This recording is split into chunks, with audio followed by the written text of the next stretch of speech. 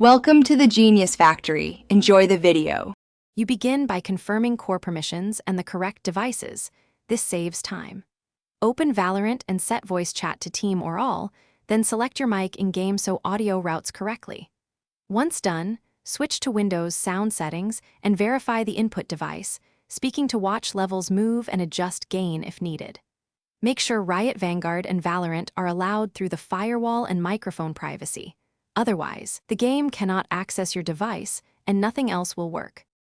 Next, update or reinstall audio drivers, Realtek or your USB headset drivers, because outdated drivers cause dropouts.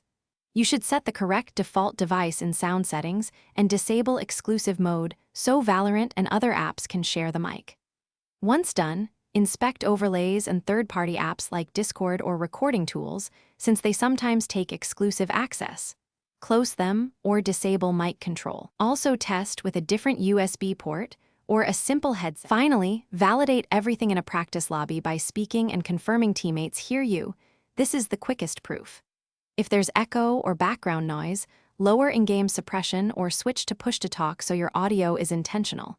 This improves clarity and reduces false triggers.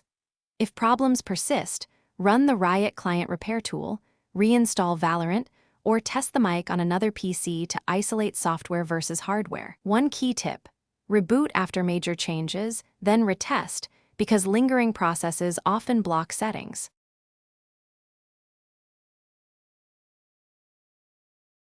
Thanks for watching. If you found this helpful, don't forget to like and subscribe.